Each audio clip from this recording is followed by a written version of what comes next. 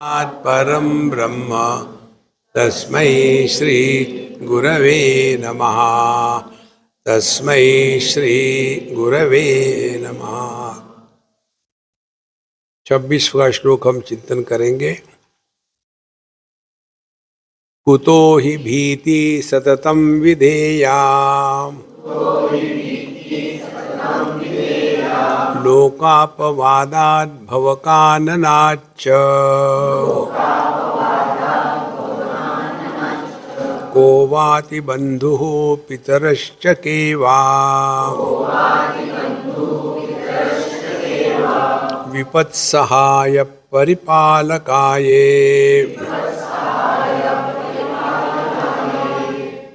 कुतो ही भीति ही सततम विधेयः। हर वस्तु के हर वृत्ति के दो पहलू होते हैं। एक तो जगह कहते हैं कि अभयम सत्व संशुद्धि, स्वर्ग माने भय रहित अनुभूति को स्वर्ग कहते हैं। और यहाँ कहते भीति ही सततम विधेया, आदमी को हमेशा डरना चाहिए। देखो, अब एक निश्चय करो, डरे या ना डरे। तो किसके बारे में डरना है, किसके बारे में नहीं डरना है। देखो, जब तक के पाप पुण्य धर्म अधर्म, पुनर्जन्म, ये जन्म अगला जन्म, इसको स्वीकार नहीं करेंगे, तब तक के हम स्वार्थ से युक्त होकर के काम नहीं करना चाहिए, ये स्वीकार नहीं कर सकते। क्योंकि मनुष्य हमेशा कार्य कारण में विचार करता है। तो ऐसा क्यों हो गया हमारे जीवन में, तो फिर उत्तर तो देना ही है शास्त्रों को। तो शास्त्र कहते हैं ये तुमने गलत किया था, इसके कर्म फल के रूप में है। देखो, और ये हर एक के दिमाग में बात बढ़ जाती है। हमने यदि बहुत ज़्यादा खाना खाया तो पेट गड़बड़ हो गया, तो कॉज और इफेक्ट, कार्य कारण क्लियर हो जाता है। इसी प्रकार से जो भी हमारी जीवन में हो रहा है या होगा, उसके पीछे कारण क्या है।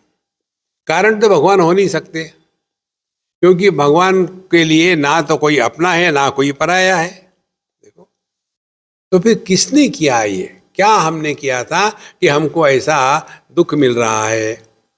तो फिर शास्त्र कहते हैं कि देखो, तुमने पिछले जन्म में ऐसे ऐसे कर्म किए थे, उस कर्मवश तुमको यहाँ दुख मिल रहे हैं। और ये बात ऐसी डीप चली जाती है हर एक के जीवन में। जैसे दिल्ली में हम जब ट्रैवल कर रहे थे, तो जो रोड डिवाइडर है वहाँ कुछ पेड़ पौधे लगाए। तो उसको देख करके हमको पूछा, स्वामी जी ये इन पेड़ पौधों ने क्या किया होगा, उनको सब कार का एमिशन उनके चेहरे पर जाता है, हरे हैं लेकिन काले काले दिख रहे हैं, क्या कारण है। अब कोई जरूरत है पूछने की? देखो, सुनो, बोलो, फिर हमको भी तो उत्तर देना ही है ना। हम नहीं कैसे कहे, तो फिर हम कहेंगे देखो, ये जो है ना जितने पेड़ पौधे, ये पिछले जन्म में दिल्ली में पॉलिटिशियंस थे, और इसीलिए उनका जन्म फिर दिल्ली में ही हुआ। और उन्होंने सबको बहुत कष्ट दिए थे, दुख दिया था, परेशान किया था। इसके कारण उनको भगवान ने यहाँ रख दिया है। इससे निकला क्या, अरे राम, मैंने भी दो चारों को मार दिया है, अगले बार आप वहां रहोगे। कार्य कारण।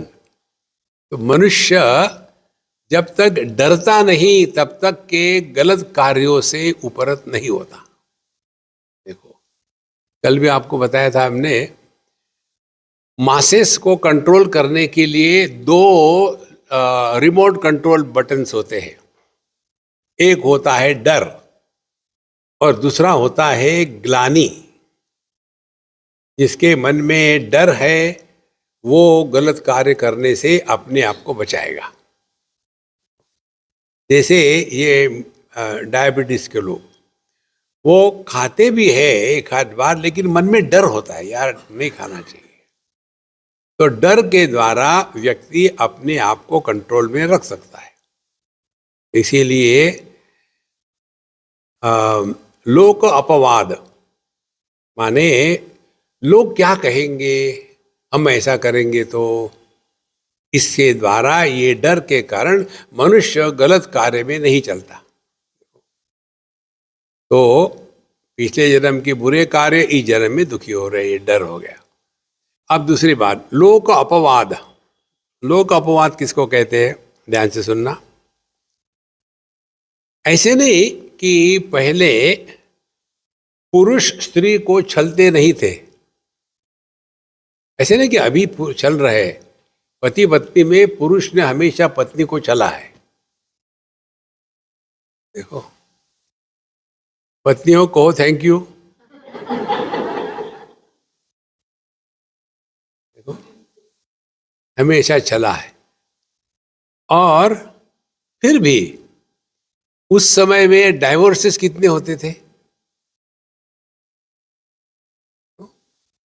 कारण क्या? लोकोपवाद। लोग क्या कहेंगे, यार इनके घर में तो डाइवोर्स हो गया है।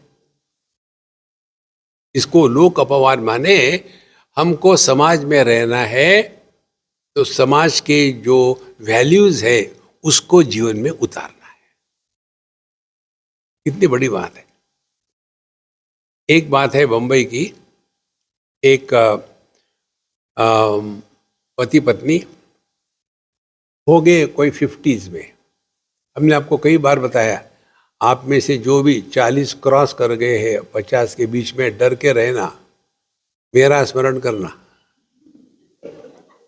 क्योंकि उस समय तुम्हारे डाइवोर्स होने के चांसेस बहुत ज्यादा है। ये जीवन का सत्य है। आपको कड़वा लगता हो तो मैं क्या करूं। तो इस प्रकार से वो स्त्री मेरे पास आई, मेरे स्वामी जी अब मैं नहीं रह सकती है उनके साथ, मत रहो, क्या है, मेरे पास मत आना। बिल्कुल क्लियर। फिर मैंने निर्णय ले लिया है। मुझे पूछ क्यों रही हो, ले लिया तो ले लो, करो, मुझे क्या फर्क पड़ता है। नहीं, आप आशीर्वाद दीजिए, डाइवोर्स के लिए आशीर्वाद। देखो, तो हमने कहा देखो, मैं तुमको एक ही मेरे पास सॉल्यूशन है सभी समस्याओं का। थिंक प्रॉपरली, चिंतन करो। सभी समस्या का हल नहीं होता, समस्या गल जाती है। तो क्या करे चिंतन। हमने कहा तुम्हारा लड़का लड़की मुझे मालूम है, they are very close to me. एक की एजुकेशन हो गई है, अब वो जॉब में दिख रहा है, फॉरेन रिटर्न है और जॉब उसको मिलेगा। लड़की अब 3rd ईयर में है इंजीनियरिंग की, हाँ है।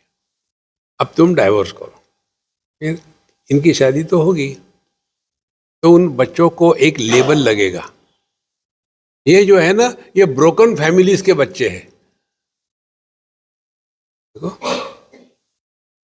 तो तुमने बच्चों को पैदा करके एक एडजेक्टिव लगा दिया, तो ब्रोकन फैमिली के बच्चे। तो फिर इनके जीन्स में ही होगा। देखो महाराज, स्वामी जी ये तो मैंने सोचा ही नहीं था। तो सोचती तो डाइवोर्स की बात ही नहीं करती। देखो, तो लोक अपवाद, हम जिस समाज में रहते हैं, जिस समय रहते हैं, उनके अनुसार अपने जीवन को चलाना, यह आध्यात्मिक जीवन है। अब जो हमने कहा था ना कि ये पुरुष लोग स्त्री को बहुत कठिन कष्ट देते हैं। एक तमिल सज्जन, बूढ़े 95 के करीब थे, और उस समय मैं दिल्ली में था। तो उनकी मुझे चिट्ठी आई, उनकी पत्नी का देहांत हो गया था, चिट्ठी आई, और वो बूढ़े होने के कारण हाथ ऐसा ऐसे हिलता हिलता, पता नहीं लिखा था कि डिजाइन था। तो मुझे आया तो मैं आई कुड नॉट रीड, तो मैंने उनकी लड़की को दिया, लड़की नहीं, ग्रैंड डॉटर को, ग्रैंड डॉटर और ग्रेट ग्रैंड डॉटर। तो हमने कहा कि देखो भाई इसको पढ़, मैं पढ़ नहीं पा रहा हूँ। तो उसने पढ़ा और कहा स्वामी जी मैं नहीं पढ़ूंगी। क्यों? फिर उन्होंने, उस लड़की ने बोलना शुरू कर दिया, ये जो है ना मेरे ग्रैंडफादर, ये राक्षस है, इसने मेरे ग्रैंड मदर को इतना छला है, हमने देखा है।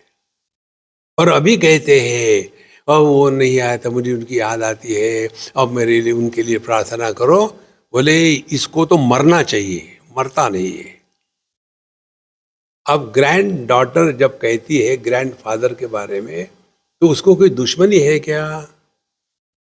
उसने देखा कैसे ग्रैंड फादर ने अपने पत्नी को छला, और छोटी सी बच्ची देख रही है। जब हमको ये बात समझ में आती है कि हमारा जीवन, हमारा व्यवहार, हमारे अगल बगल में जो होते हैं उन पर पड़ता है, इसी को कहते हैं लोक अपवाद। लेकिन जब ये सब बदल जाता है तो फिर किसका डाइवोर्स नहीं होता? हर एक का होता है। हमारा पहले में थोड़ी हो रहा। आपको मालूम है डाटा क्या, जितनी शादियां होती है ना उससे ज्यादा डाइवोर्सेस होते हैं। अच्छा, देखो महाराज, कभी भी गलत चीजों का समाधान समर्थन नहीं करना चाहिए। इसीलिए कुतो ही भीति, तो दूर रहो, कोई बात नहीं, लेकिन जिस समाज में है उस समाज का आदर करें। लेकिन समाज ही यदि बदल गया तो देखो, पहले प्राण जाई पर वचन न जाई, और अब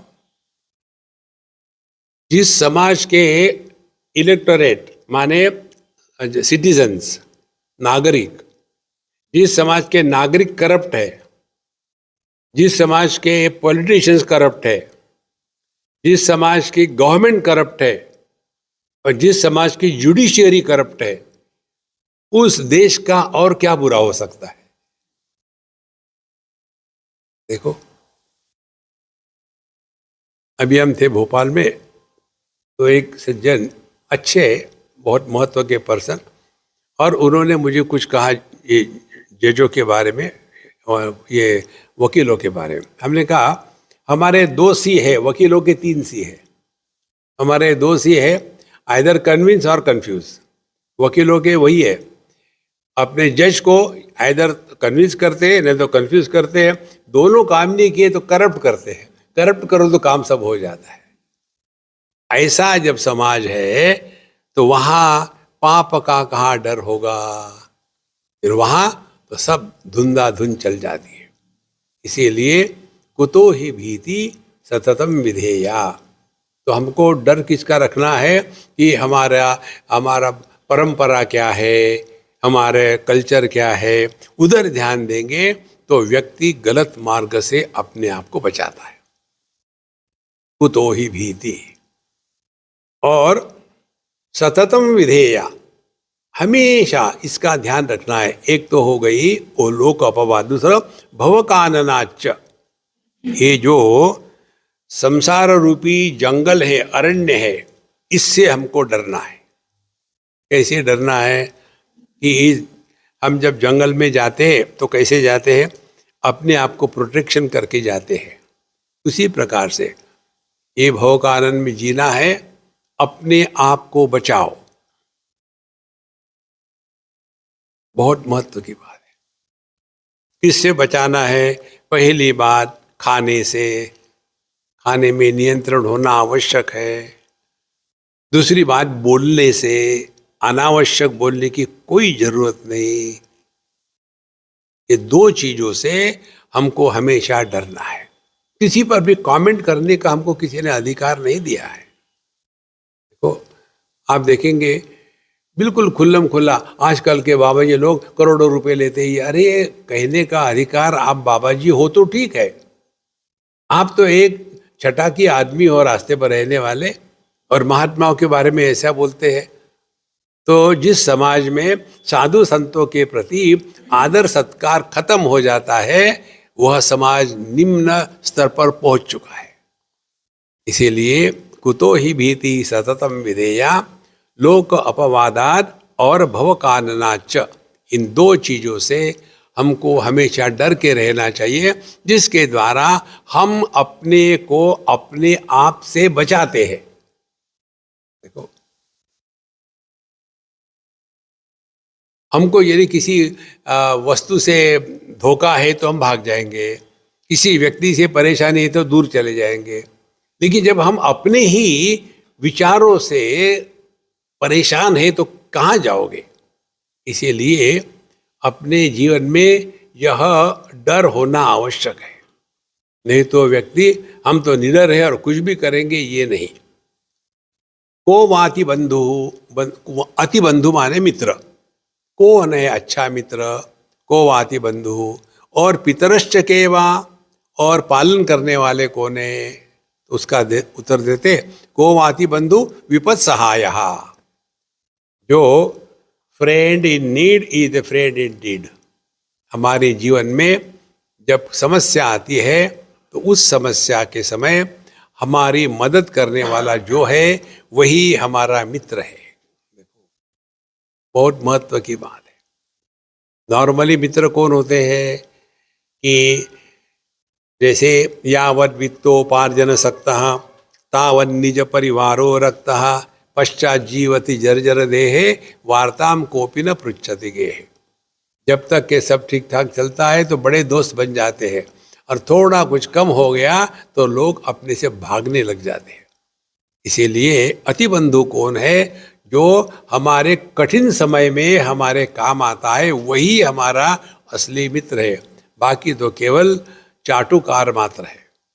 और पितरश्च केवा, और पिता या पालन करने वाले कौन है? परिपालका, ये जिन्होंने हमारा परिपालन किया है। किसने किसने किया है? देखो, शुरू होता है माँ से, बाद में पिता से, फिर अपने रिश्ते नाते, फिर हमारा समाज, फिर हमारे शास्त्र, फिर हमारे साधु संत, फिर अनेक अच्छे अच्छे ग्रंथ। ये सभी के सभी हमारी पालन करने वाली एक पलटन है। इसीलिए अपने जीवन में इन सब का सहाय होना आवश्यक है। इसीलिए जिसके द्वारा हम अपने आप को अपने आप से बचाते हैं, वो हमारे पालन करने वाले हैं। तो पितरश्च केवा परिपालकाये, हमारा पालन पोषण यही करते हैं। हमको दूसरा कोई मदद नहीं कर सकता दुनिया में महाराज। इसीलिए इसका ध्यान रखना है कि जीवन में काम कोई आता है ना, तो रिश्ते नाते काम नहीं आते, मित्र काम आते हैं। क्योंकि रिश्ते नाते तो एक पर्टिकुलर स्थान पर हो गए, और मित्र तो आपको दुनिया में हर जगह मिलेंगे। देखो, भगवान हमारे जीवन में मित्र के रूप में ही आते हैं। Unknown person comes and helps you. देखो, कोई मालूम भी नहीं कौन कहाँ का है। एक दो उदाहरण आपको बताते। हम एक बार जर्मनी गए थे और वहाँ सामान ले रहे थे बेल्ट पर, और ट्रॉली चाहिए थी। अब ट्रॉली लेने के लिए वहाँ एक कॉइन डालना पड़ता है, फिर वो ट्रॉली अनलॉक होती है। तो हमारे पास कॉइन था नहीं, थे पाउंड यूके के। अब उसको हमने डाला वेंडिंग मशीन में, तो वहाँ से नोट ही वापस आई। अब नोट कैसे डाले अंदर? परेशान छोड़ो, फिर हम खींचने लग गए अपने हाथ से हमारी सूटकेस। तो एक सज्जन जो भी होगा आकर के, उसकी भाषा हमको नहीं आती, हमारी भाषा उसको नहीं आती, केवल इशारे से वेट। तो मैं, उसने अपने जेब से कॉइन निकाला, उस पर डाला, खोला और दे दिया मुझे। तो मैं उसको पाउंड देने लग गया। तो बोले नहीं नहीं, कुछ जरूरत नहीं। अब कौन होता है देने वाला? इसीलिए ये ध्यान में रखना है, हमारे जीवन में किसी भी रूप में केवल परमात्मा ही आते हैं, ये दुराग्रह करो। हमारे जीवन में परमात्मा के सिवा कोई नहीं आता, और वो किसी भी रूप में आ जाएंगे। जैसे अर्जुन के जीवन में भगवान कृष्ण कितने रूप में आए, हे सखा, हे मित्र, हे बंधु, हे कृष्ण, इस रूप में भी आए। और उसके बाद युद्ध के मैदान में उसके दिमाग में कंफ्यूजन करा करके रुलाया भी उसको। दोनों जगह वही परमात्मा है। इसीलिए जहां हमारी दृष्टि में ये परिवर्तन आ जाता है, ये हमारे जीवन में प्रभु के सिवा कोई नहीं आता। देखो, ये दृष्टि में परिवर्तन लाना, इसका यह हमारे शास्त्रों के अध्ययन का प्रयोजन है। देखो, जैसे डॉक्टर लोग दृष्टि नहीं देते, दृष्टि में जो डिफेक्ट आ गया है स्ट्रक्चरल का, उसको ठीक करते हैं। दृष्टि तो ऑलरेडी है। उसी प्रकार से हमारे जीवन में परमात्मा भिन्न भिन्न रूप से आते हैं, और उसके लिए हमको अपने दृष्टि में परिवर्तन लाना है। अभी हमारा we have become myopic. Myopic माने माया के द्वारा प्रभावित होकर के जीने वाले, मायोपिक। तो डॉक्टर लोग मायोपिक को ठीक कैसे करते हैं? यहाँ चश्मा लगा देते हैं, और उसके बाद चश्मे के द्वारा फोकल लेंथ एडजस्ट करना हमको आता है। फोकल लेंथ एडजस्ट करने से ना तो दृष्टि में परिवर्तन आता है, ना तो वस्तु में परिवर्तन आता है। केवल ये आई मसल की जो कमी थी उसको ठीक करते हैं। इसी प्रकार से शास्त्रों के अध्ययन करने से दुनिया नहीं बदलती, हम नहीं बदलते।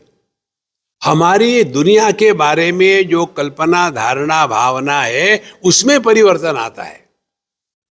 और जब ये परिवर्तन आ गया कि जिसको हम दुश्मन समझते थे वो तो हमारा दोस्त है, एकदम जीवन परिवर्तन हो जाता है। इसीलिए ईशावास्योपनिषद उदाहरण के लिए एकदम पहला ही मंत्र जो है, ओम ईशावास्यमिदं सर्वं यत्किंच जगत्याम जगत तेन त्यक्तेन भुंजीता मा गृदकस्य सिद्धनम। तो क्या किया है उपनिषद ने? हमको दृष्टि प्रदान करी है। इदम सर्वम, जो जो हमारे अनुभव के क्षेत्र में है, इंद्रिय मन बुद्धि के माध्यम से जो जो है, ईशावास्यम, यह सभी का सभी परमात्मा से व्याप्त है। देखो, हमने अनुभव तो नहीं किया, देखा भी नहीं, समझ में भी नहीं आया, फिर भी शास्त्रों ने कहा है ना, तो ऐसा ही है। इसीलिए अज्ञान के क्षेत्र में श्रद्धा ये आंतरिक शक्ति होती है। कई बार लोग कहते हैं कि हमको ब्लाइंड फेथ नहीं है। ब्लाइंड को ही फेथ की आवश्यकता होती है। जब एक अंधा आदमी चल रहा है, अब उसको तो दिखता नहीं, हाथ में डंडा लेके वो समझो दूसरे आदमी को हाथ लगाता है, और वो कभी नहीं सोचेगा कि दूसरा आदमी भी अंधा है। वो तो यही सोचेगा इसको दिखता है, फिर कहेगा कि देखो भैया, मुझे ये रोड क्रॉस करा दो, मुझे दिखता नहीं, मैं अंधा हूँ। तो दूसरा अंधा वाले कहेगा कि मैं अंधा नहीं। अच्छा ठीक है, ठीक से पकड़ के रखो, दोनों गड्ढे पे जाके। अंधे नहीं बनी ये माना था। यदि उसको मालूम होता तो उसको पकड़ता नहीं। इसीलिए अज्ञान के क्षेत्र में श्रद्धा ये आंतरिक शक्ति है। इसीलिए जगत को शास्त्रों ने बताया है ना कि ईशावास्यमिदं सर्वम, स्वीकार करो। तो हमारे जीवन जो भी आ रहा है ये परमात्मा मात्र है। इससे क्या होगा? भोग वृत्ति से उपरत होकर के योग वृत्ति का प्रारंभ होगा। एक लड़का मोटरसाइकिल पर जा रहा था, सामने एक लड़की जा रही थी, बड़ी सुंदर दिख रही थी, बैक से, पीछे से ही अच्छे दिखते, बड़ी सुंदर दिख रही थी। और जाकर के उसने उसके सामने रोका और उसको हाय करने वाला था। जब रोका, देखा तो वो 16 की नहीं थी, वो 87 नॉट आउट। तो जब वो रुका तो वो कहती है, बेटा क्या चाहिए? तो वो हाय करेगा, हाय हाय डबल करेगा। कारण क्या? पीछे से देखा था कि ये भोग्य वस्तु है, और असलियत क्या है कि ये भोग्य वस्तु नहीं है। इसी प्रकार से ये दुनिया को जो हम देखते हैं ना, इसको भोग्य के रूप में देखते हैं। और इसी में यदि परमात्मा हमने अंधश्रद्धा से स्वीकार किया है, तो जगत में रहते समय भोग वृत्ति का निराकरण अपने आप होता है। ये समझने करना कुछ नहीं है, और इसको समझने कहीं जाने की जरूरत नहीं। जहां है वहीं आपको समझ में आता है। एक शिव जी के मंदिर में एक NRI अम्मा आ गई, उसका लड़का, और शिव जी के मंदिर में शिव जी के वहाँ सामने अपने नंदी महाराज होते हैं। और वो बच्चे को कुछ मालूम नहीं, जैसे ही उसने देखा नंदी है, जाके उसे बैठ गया। उसको क्या मालूम? उसको तो यही मालूम है घोड़े पर बैठते, ये यहाँ बैल पर बैठते होंगे। तो वहां के पंडित ने कहा, उतार उसको, पता नहीं कहां से आ गया राक्षस, हट यहां से। अब उस बच्चे को नहीं मालूम कि ये भी ईश्वर है। यदि उसके कोई बड़ा आदमी भारतीय बैठता तो फिर ठीक है, अब उसको मालूम नहीं है ना। इसी प्रकार से हम जगत में जो भोग वृत्ति से घूमते हैं, इसका यही कारण है कि हमको मालूम नहीं है कि ईशावास्यम इदम सर्वम। उसके लिए हमको शास्त्रों का अध्ययन करना है। तो यही हमको बताते हैं शास्त्र, अपने दृष्टि को परिवर्तन करो। वो परिवर्तन करने से फिर लोक अपवाद, इससे हम अपने आप को बचाएंगे। फिर ये दुनिया का जो जंगल है, इसमें हम भटकेंगे नहीं। धीरे धीरे मन सहज रूप से शांत होने लगेगा। अच्छा महाराज, अब इसके बाद 27वां मंत्र आता है। बुद्ध्वा न बोध्यम परिशिष्यते किम शिव प्रसादम सुखबोध रूपम ज्ञाते तु कस्मिन् विदितं जगत् स्यात् सर्वात्मके ब्रह्मणि पूर्ण रूपे।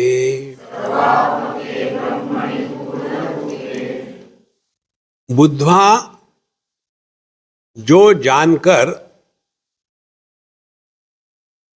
बोध्यम न परिशिष्यते, ऐसा क्या है कि जिसको जानने के बाद और कुछ जानने की बात रहती ही नहीं। मुंडकोपनिषद का प्रश्न का उत्तर है। मुंडकोपनिषद में प्रारंभ में ही आता है, कस्मिन्नु भगवो विज्ञाते सर्वमिदं विज्ञातम भवति इति। वो क्या है जिसको जानने के बाद सब कुछ जाना जाता है, माने जिसको जानने के बाद और कुछ जानने योग्य नहीं रहता। बोध्यम माने जानने योग्य। बुद्ध्वा, जिसको जानने के बाद और कुछ भी जानने योग्य नहीं रहता, ये प्रश्न है। तो उसके उत्तर में कहते हैं कि शिव प्रसादम सुखबोध रूपम। सुखबोध रूपम, अपना जो आनंद स्वरूप है उसको पहचानना है। देखो, कई साधक शब्दों में अड़क जाते हैं। आनंद, सुख एक ही बात है, लेकिन शब्दों में फंसे। किसी को कहो कि सुखी रहो, आपने उसको सुखी रहो क्यों कहा? ठीक है, दुखी रहो। अरे,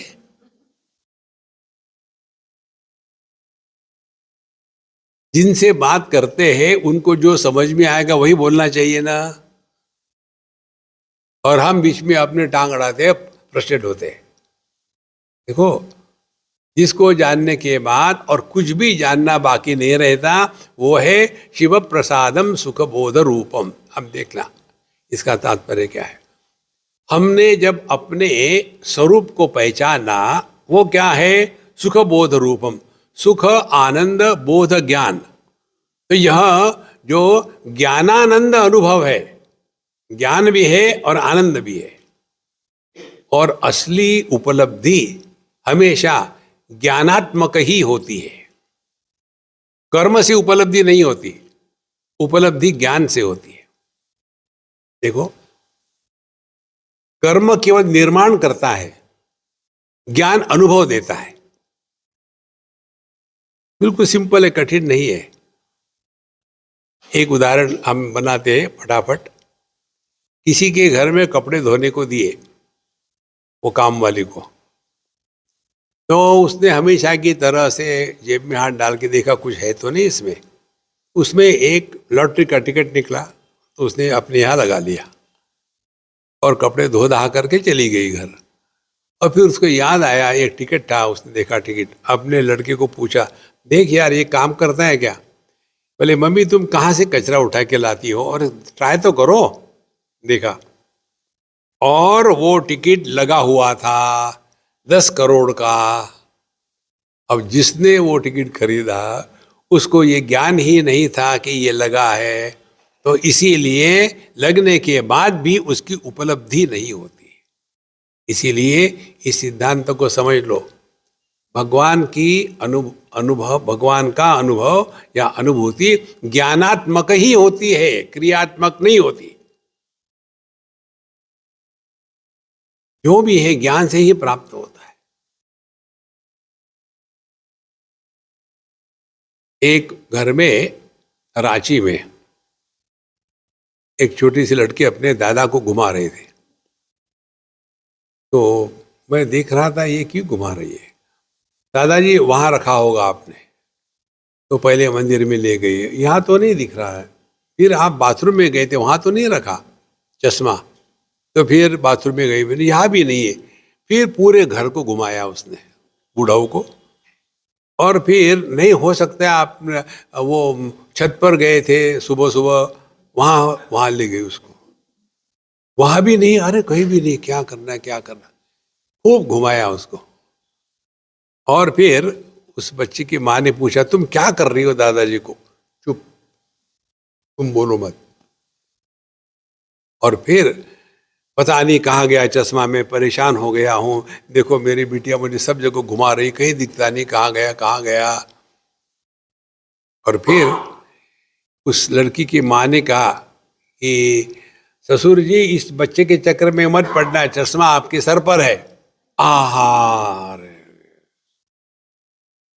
देखो उपलब्धि हमेशा ज्ञानात्मक होती है। इस सिद्धांत को पकड़ो। न कर्मणा न प्रजया न धने न त्यागे नहीं कि अमृतत्व मानसो। देखो ये जो हमने उदाहरण दिया था ना सूटकेस वाला, उसको सूक्ष्मता से पकड़ो। कोई भी सूटकेस, कोई भी आदमी कहीं भी जा रहा हो, हमेशा छोटी ही होती है। ये भगवान की लीला है, उसमें इतना ठोक ठोक के भरते हैं। अब क्या करें, इसमें जगह नहीं है, जगह नहीं है, जगह नहीं है, तो जगह डाल दो। इतना सामान डाल रहे, जगह डाल दो। जगह कैसे डाल सकते हैं? तो फिर क्या करें, इसमें से थोड़ा सामान निकालो तो जगह अपने आप है। इसी प्रकार से हमको परमात्मा भगवान बनना नहीं है, ये हमारा स्वरूप है। भगवान आते नहीं, भगवान प्रकट होते हैं। भय प्रकट कृपाला दीन दयाला। भगवान कृष्ण देवकी माता और वसुदेव जी के सामने अपने चतुर्भुज रूप में प्रकट हुए थे। देखो संतो, हम ये प्रश्न पूछ सकते हैं कि पानी कहाँ है, जल कहाँ है, अग्नि कहाँ है इत्यादि। ये प्रश्न नहीं बनता आकाश कहाँ है, क्योंकि सब आकाश में ही तो है। तो परमात्मा कहाँ है, उत्तर क्या मिलेगा, कहाँ नहीं है। तो जगह है सूटकेस में, लेकिन दिखती क्यों नहीं? क्योंकि उसमें कचरा भर के रखा है, हटाओ ना थोड़ा। इसी प्रकार से हमारा परमात्मा स्वरूप दिखता क्यों नहीं? उसमें कचरा भरा हुआ है। काम क्रोध लोभ मोह मेरा तेरा सास ससुर, ये सब कचरा जो है इकट्ठा, उसको हटाओ। जितना आप कचरा निकालोगे उतना वहां परमात्मा प्रकट होने लगेगा। ध्यान से सुनना, जितना आपने सामान निकाला सूटकेस से उतनी जगह हो गई। और चाहिए तो और सामान निकालो, और चाहिए तो और सामान निकालो। जब सब सामान निकाल दोगे तो वहां स्पेस ही स्पेस है, जगह ही जगह है। इसी प्रकार से अपने अंतःकरण से सब कचरा हटा दो। मय और मोर तोरते माया, ये ममता और अहंता, इसका जो कूड़ा करकट अंदर भरा है, इसको हटा दो तो वही परमात्मा प्रकट हो जाते हैं। जहां परमात्मा प्रकट होते हैं उसको महात्मा कहते हैं। देखो, महात्मा बनते नहीं, बनावटी होगी वो अलग हो गए। तो जहां परमात्मा प्रकट होते हैं वहां महात्मा होते हैं। इसीलिए बुद्ध्वा नमोध्यम क्यों पर परिशिष्यते, तो क्या जानने योग्य है दुनिया में। भगवत गीता का 15वां अध्याय आपने 1000 बार पढ़ा होगा, कंठस्थ होगा। खाना खाते समय धर्मक्षेत्र ने कौन सा ऊर्ध मूलमद शाकम प्राहुर, थोड़ा सा सब जोड़, पापड़ तो नहीं दिया।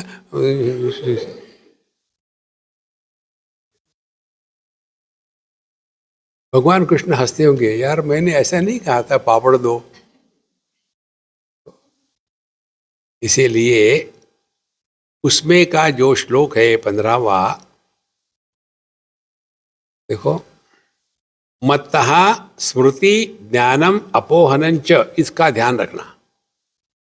मैं ही, स्मृति माने स्वप्न, ज्ञानम माने जागरण, अपोहनम माने सुषुप्ति निद्रा, और अचकारात समाधि। मैं ही इन चारों का आधार हूं।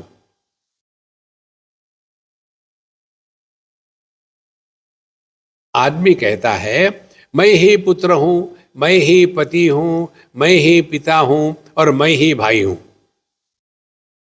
तो चार बना क्या?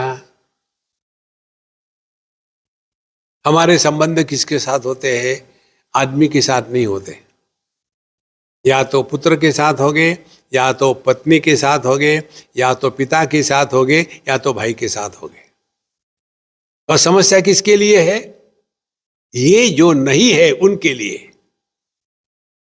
ये पूरी की पूरी जो तमाशा चल रहा है ना दुनिया का, इसका कोई अर्थ नहीं। इस सब को समझने के लिए केवल एक शब्द काफी है। उसको कहो या तो रामलीला या तो कृष्ण लीला। देखो, लीला में सब कुछ दिखता है, हो रहा है, होता कुछ नहीं। तो लीला किस लिए देखते हैं? Time pass. देखो संतो, ये करना, वो करना, ऐसा करना, मेडिटेशन करना है, फिर क्या रियलाइज होगी, उसके बाद क्या करो, उसके बाद कंफ्यूज होंगे, यार तुम्हारा रियलाइजेशन कैसा रहा? थोड़ा गरम गरम गरम लगा, हमको तो ठंडा लगा। देखो कहाँ फंसे हैं।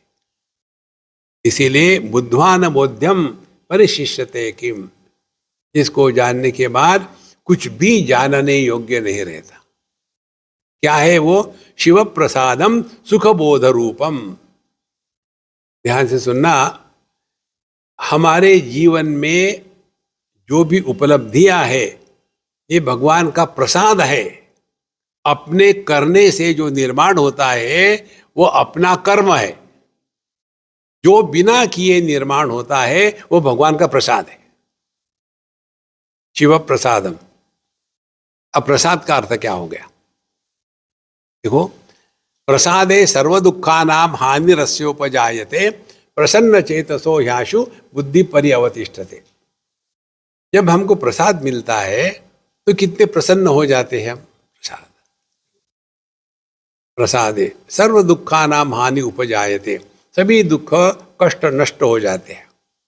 और फिर प्रसन्न चेतस, प्रसाद माने हम अपने आप को बड़े भाग्यवान समझते, प्रसन्न हो गए, यार हमको प्रसाद मिल गया। प्रसाद हमने निर्माण नहीं किया होता।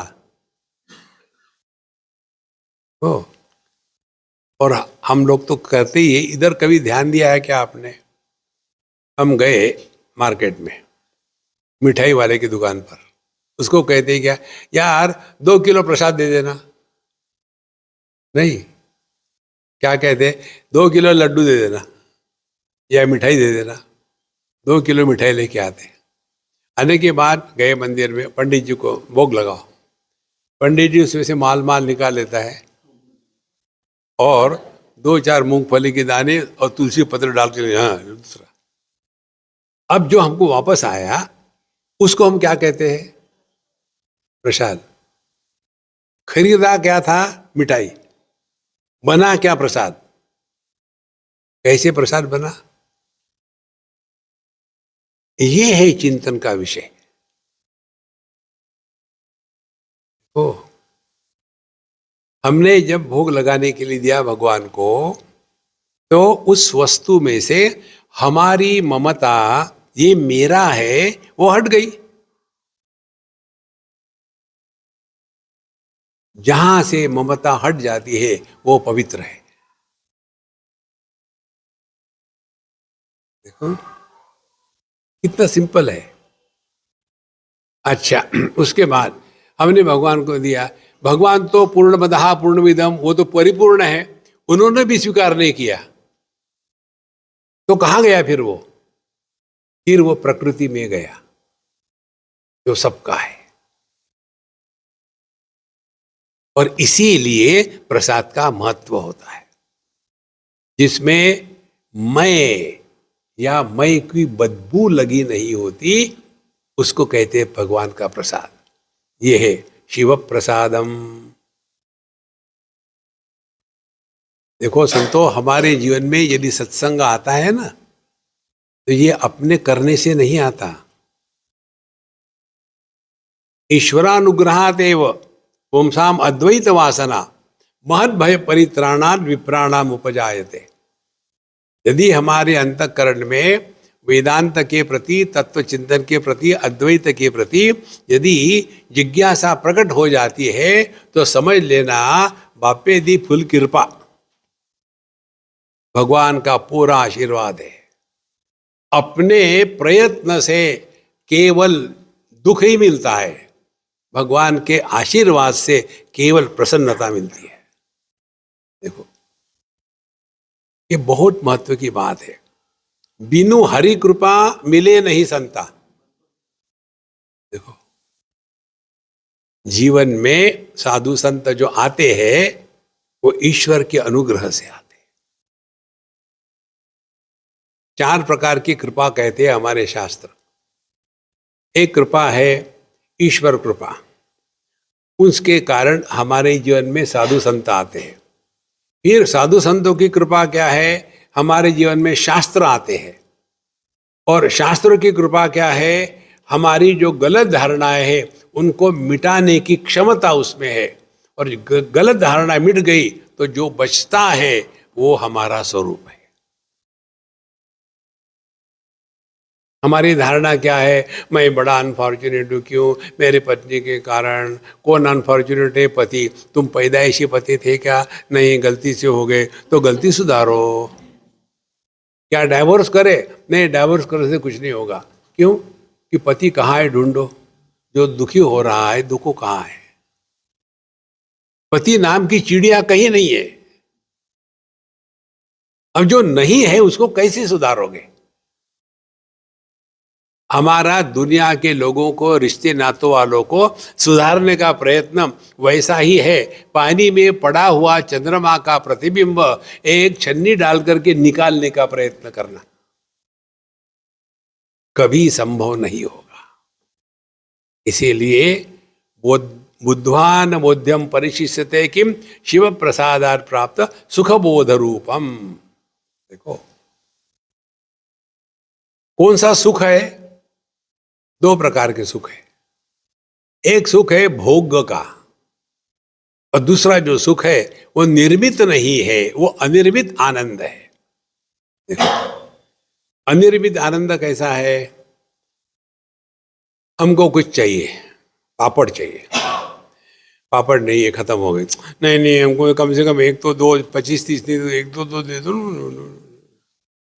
और फिर मिल गया आपको, हाँ खुश हो गए। तो हमको क्या लगता है, खुशी पापड़ से आई। समझदार हो गए तो क्या समझेंगे, जब हमको पापड़ नहीं मिल रहा था तो हम दुखी थे। दुख पापड़ में था कि हमारे मन में था? हमारे मन में था। दुख माने क्या, मन की शांति भंग हो गई। पापड़ मिला माने क्या, अब पापड़ के कारण जो मन अशांत हो गया था वो शांत हो गया। तो सुख दुख क्या है, विक्षिप्त मन ये दुख है, शांत मन यही आनंद है। इसी को कहते हैं शिव प्रसादम सुख बोध रूपम। जो आनंद समझदारी से होता है वो भिन्न होता है, और जो आनंद भोग से होता है उसका नेक्स्ट स्टेशन रोग है। इसीलिए बुद्ध्वान बोध्यम परिशिष्यते किम शिव प्रसादम सुखबोध रूपम ज्ञाते तु कस्मिन् विदितम जगत स्यात्। वो क्या है जिसको जानने के बाद संपूर्ण जगत क्या है ये समझ में आता है। देखो एक एक प्रश्न कितना डीप है।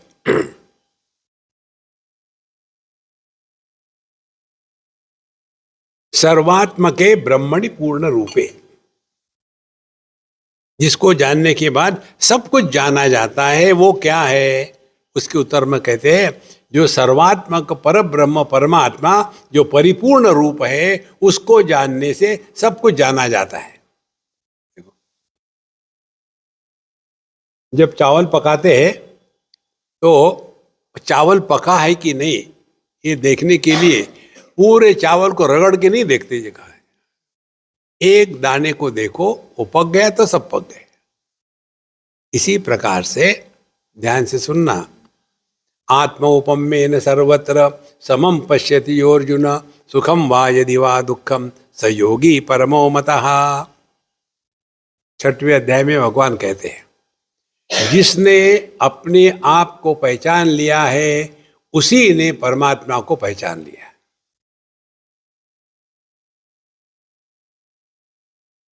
बहुत महत्व की बात है, क्योंकि दुनिया को हम क्या देखते हैं, जो हमने अपने को देखा है उसी के संदर्भ में, उसी की तुलना में हम दुनिया को देखते हैं।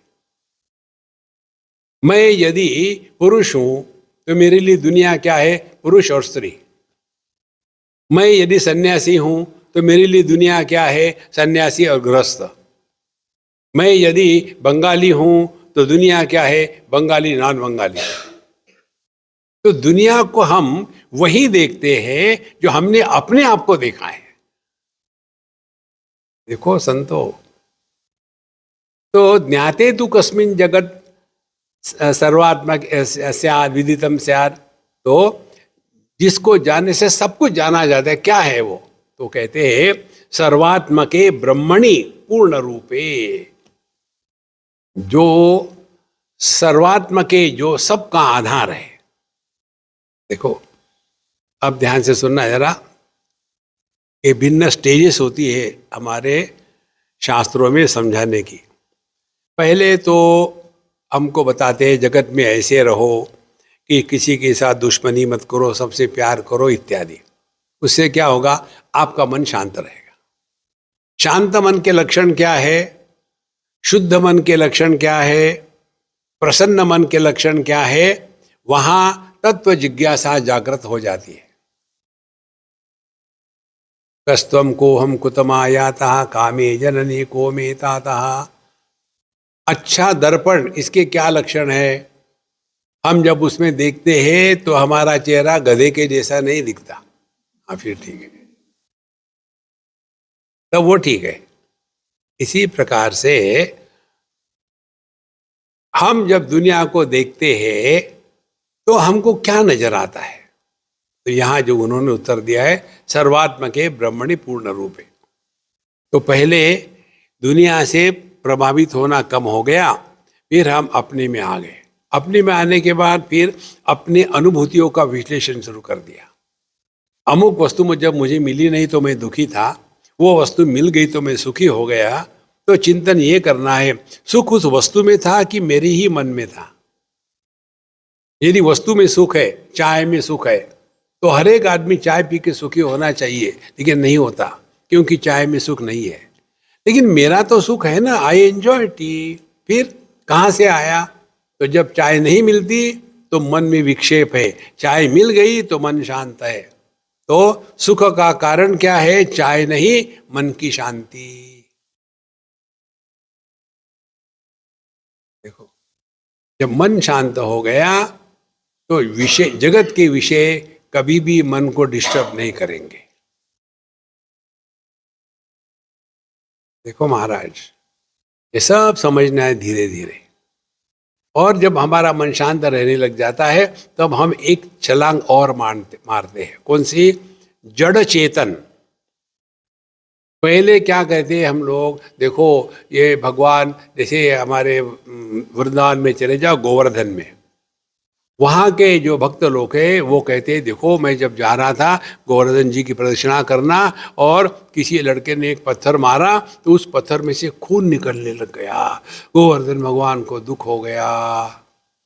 माने जहाँ जीवन है वहाँ परमात्मा है, और जहाँ जीवन नहीं है वहाँ परमात्मा नहीं है। तो जड़ चेतन के विवेक से हमको ऊपर उठना है।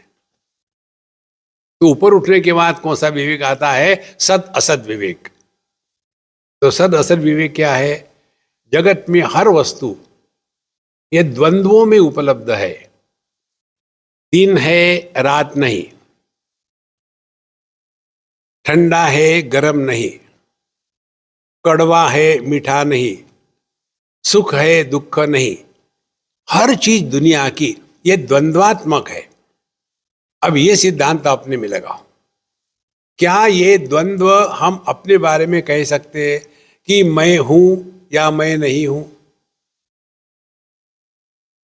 जब अपने अभाव की संभावना नहीं है, किसी को भी अपने अभाव का अनुभव नहीं आता, कोई कितना भी पागल हो, बेवकूफ हो, फिर भी वो कभी ये स्वीकार नहीं करेगा कि मैं नहीं हूं। तो अपने अभाव की संभावना नहीं है तो मैं हूं कहने की क्या जरूरत है? तो फिर हम है कौन? जो भाव अभाव के परे है। ये इसका अर्थ है। सर्वात्मके ब्रह्मणि पूर्ण रूपे।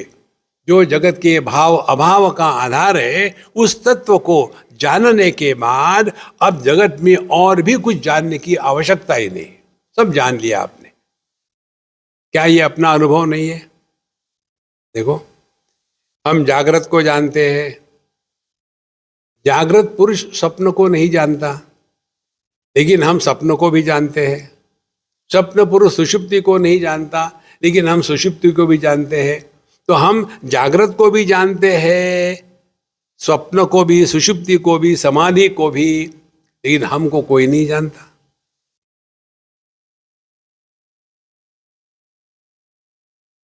देखो, आंखें सभी रूप रंगों को देखती है, रूप रंग आंखों को नहीं देख सकती। मन सभी इंद्रियों को देखता है, इंद्रिय मन को नहीं ग्रहण कर सकते। मन के राग द्वेष को मैं ग्रहण करता हूं, राग द्वेष मुझे ग्रहण नहीं करते। ये मैं को चेतना सपोर्ट करती है, लेकिन ये मैं हमेशा उपलब्ध नहीं रहता। यह जो तत्व है उसको यहां कहा है, ज्ञाते तु कस्मिन विदितम जगत स्यात् सर्वात्मके ब्रह्मणि पूर्ण रूपे। ये हमारा स्वरूप है महाराज। इसीलिए परमात्मा की अनुभूति, उपलब्धि केवल आत्म रूप से ही होती है।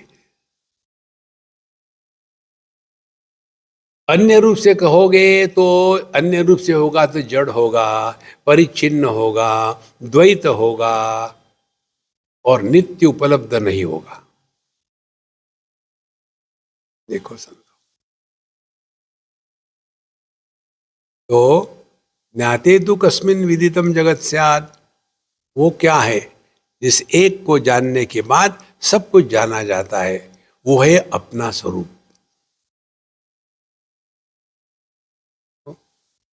जिसको वेदांत में ब्रह्म कहते हैं, उसी को योग में परमात्मा कहते हैं, उसी को भक्ति में भगवान कहते हैं।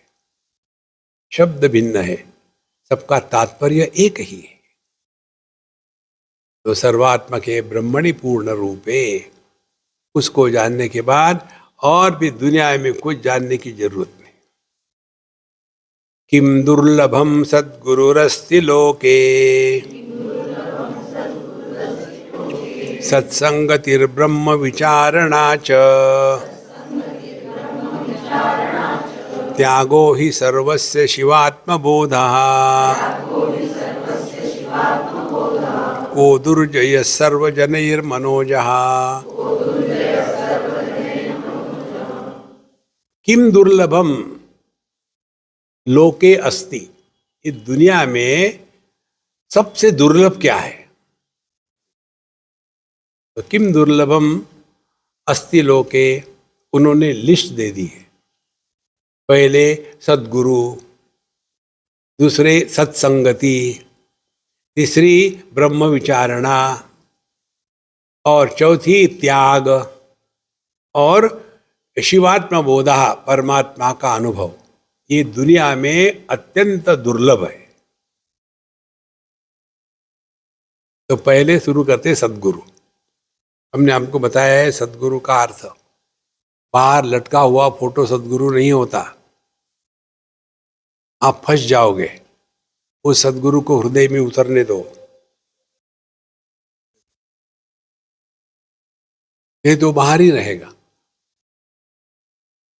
देखो संतो, अब सद्गुरु हृदय में कैसे उतरते हैं? सद्गुरु का हृदय में उतरना माने जो ज्ञान हम गुरु से प्राप्त करते हैं वो हमारे जीवन में उतरता है। कैसा उतरेगा? जब श्रवण किया, मनन किया, निधि ध्यान उसी में लगे रहे मुन्ना भाई, तब धीरे धीरे ज्ञान को हम अनुभूति में कन्वर्ट करते हैं। ज्ञान परोक्ष होता है, जो आप सुन रहे हो ये ज्ञान है, और जो आपको समझ में आया नहीं आया वो अनुभव है। तो अनुभव वो होता है जिसके लिए किसी प्रमाणों की अपेक्षा नहीं होती, और अनुभव को किसी शब्दों में नहीं बताया जा सकता। जैसे कई बार बच्चे कुछ छोटी सी व्हाट्सएप या पिक्चर भेजते हैं, dear Swami ji I love you, ये उसको लिखना है। तो कहते ILOOOO, 3 लाइनें, ओ आखिर में VE यू, कहना क्या चाहते हो? आई लव यू। देखो, जितना सूक्ष्म होगा अनुभव उतनी वहां वाणी एकदम इंपॉर्टेंट बन जाती है। इसीलिए सद्गुरु का तात्पर्य, जितना हमने शास्त्रों का अध्ययन किया है, सत्संग किया है, उतना हम शांत रहने लगेंगे। शांत माने मुंह फुला के नहीं, तो वो बाहर से शांत है, अंदर में वल्केनो निकल रहे हैं। देखो, उससे तो अच्छा है कि गुस्सा कर लो। तो जो व्यक्ति सहज शांत होता है उसको किसी के भी बारे में कोई प्रश्न नहीं होता। जैसे जिसका पेट भरा है उसको खाने की इच्छा नहीं होती। गलत उदाहरण है क्या? खाने के बाद भी वो कुल्फी वाला ही गया।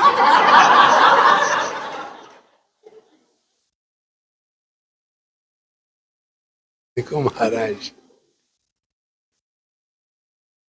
तो यदि हमने सद्गुरु ने जो बताया है माने वो हमारे हृदय में उतरा तो हमारे जीवन में परिवर्तन आएगा। जो लोग सत्संग नहीं करते गलत कार्य में लगे हैं या नहीं भी करते, एथिस्ट है, वो लोग कुछ गलत करे, जगत में व्यवहार करे, तो समाज उसको स्वीकार करेगा। कभी सत्संग को नहीं गया, कभी मंदिर में नहीं जाता, दारू पीते रहता है, तो ऐसा ही करेगा, माने उसको स्वीकार करते हैं, ऐसा एक्सपेक्टेड है उससे। हम लोग, आपने गलती करी है, सत्संग को आए, अब घर चले जाओ, घर जाने के बाद घर के बच्चों पर, पति पर, पत्नी पर गुस्सा करो, तो कहेंगे अच्छा वो स्वामी जी ने यही पढ़ाया था, तो आप हमारी बदनामी करोगे। देखो संतो, अध्यात्म जो है ना, ये जिम्मेदारी है, एंटरटेनमेंट नहीं है, जिम्मेदारी है। इतनी बड़ी बात होती है। और हम बड़े लोग यही कहते हैं, बच्चों को जाके सिखाएंगे, देखो बेटा गुस्सा नहीं करना चाहिए। एक दादाजी गए हरिद्वार, और बच्चों ने पूछा, मम्मी मम्मी दादाजी कब आएंगे? बेटा आएंगे, कल आएंगे। क्यों गए वो वहाँ? देखो लोग तीर्थ यात्रा पर जाते हैं ना, तो कुछ छोड़ के आते हैं। हाँ, दादाजी चश्मा छोड़ के आएंगे। नहीं नहीं नहीं, वैसा नहीं। फिर चप्पल छोड़ के आएंगे। नहीं वैसा नहीं। फिर क्या? तुम्हें पूछ लेना। दादाजी आ गए। अब बच्चे, ग्रैंड चिल्ड्रन एक्साइटेड, दादाजी मम्मी ने कहा कि आप हरिद्वार गए थे। हाँ, कुछ छोड़ के आए? हाँ छोड़ गए। क्या छोड़ा आपने वहाँ? बच्चों को एक्साइटमेंट, बेटा मैं वहाँ गुस्सा छोड़ के आया हूँ। दादाजी आप वहाँ गए थे, क्या छोड़ के आए? बेटा मैं वहाँ गुस्सा छोड़ के आया हूँ। दादाजी आप वहाँ गए थे, क्या छोड़ के आए? बेटा मैं गुस्सा छोड़ के आया हूँ। दादाजी आप वहाँ गए थे ना? बच्चों को तो जोश है, कितने बार कहाँ गुस्सा छोड़ के आया हूँ। ये हमारा सत्संग है। देखो ये जो, इसीलिए कहते हैं ना, आप सत्संग को जाओ तो शांति होती है, लेकिन कहाँ आपके घर में शांति है? घर जाओगे तो वहां फिर धर्म क्षेत्र कुरुक्षेत्र शुरू हो जाएगा। इसीलिए किम दुर्लभम सदगुरुरस्ते लोके, इसीलिए सदगुरु माने गुरु पर अपना बोझा मत डालो। ये जो हमको ज्ञान मिलता है सत्संग में, वो अपने जीवन में उतारना है। देखो एक हर एक बड़ा डिवोशन से कहता है, life is a time pass, बोलो देखो सुनो मत बोलो। उसके बाद जो भी यूजलेस देखते हैं टीवी पर, यूट्यूब पर, मुझे भेज देते हैं। अरे इसीलिए मैंने क्लियर कहा, मैं एक भी व्हाट्सएप नहीं पढ़ता, एक भी नहीं पढ़ता। यदि मैंने किसी का नंबर ब्लॉक नहीं किया तो खैर समझो। जब पानी गले के ऊपर निकल जाता है ना, तो आदमी ब्लॉक भी कर देता है। कोई आवश्यकता नहीं है, अपने आप में रहो। ओम पूर्णमदः पूर्णमिदं पूर्णात् पूर्णमुदच्यते पूर्णस्य पूर्णमादाय पूर्णमेवावशिष्यते। ओम शांति शांति शांति। हरि ओम। श्री गुरुभ्यो नमः। हरि ओम।